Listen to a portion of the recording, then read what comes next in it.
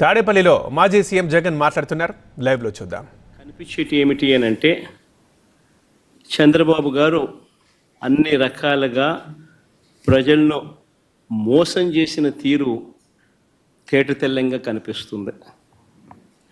ఎన్నికలకు ముందేమో బాబు షూరిటీ, భవిష్యత్ గ్యారంటీ. ఎన్నికలు అయిపోయిన తర్వాత మాత్రం బాబు షూరిటీ, మోసం గ్యారంటీ అన్న పద్ధతిలోనే ఆయన పాలన సాగుతూ ఉంది. బడ్జెట్ స్పీచ్ అంతా కూడా చూస్తే, బడ్జెట్ కానీ గవర్నర్ ప్రసంగం కానీ ఏది చూసినా కానీ కనిపించేది ఒకటే.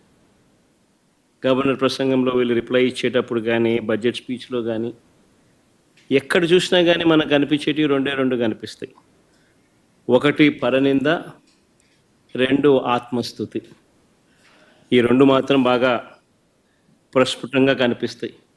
రెండో బడ్జెట్ ప్రవేశపెడతా ఉన్నప్పటికీ కూడా ఈ రోజుకి కూడా వాళ్ళ నోట్లో నుంచి వచ్చే మాటలు జగనట్ట, జగనిట్ట, జగనట్ట, జగనట్ట, ఆ పాలన, ఈ పాలన, ఇవే మాటలే వస్తాయి.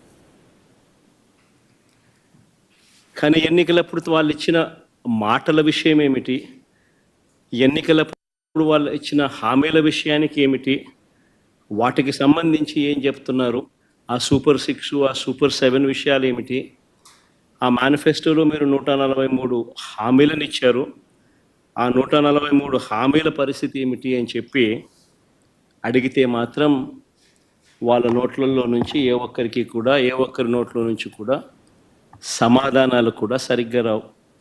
ఏది చెప్పినా అబద్ధం, ఏది చెప్పినా మోసం. ఎన్నికలప్పుడేమో సూపర్ 6 అన్నారు, సూపర్ 7 అన్నారు.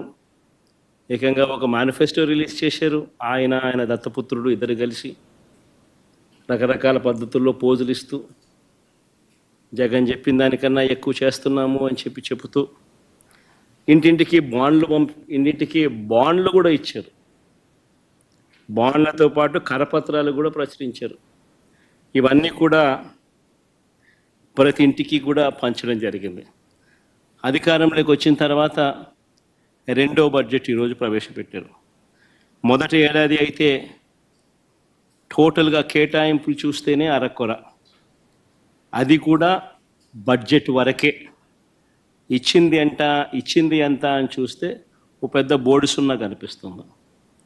ఇది చంద్రబాబు నాయుడు గారి బడ్జెట్ ప్రజెంటేషన్. ఇక రెండో ఏడాది బడ్జెట్ కూడా ఇంచుమించు అదే పోలికలే కనిపిస్తూ ఉన్నాయి.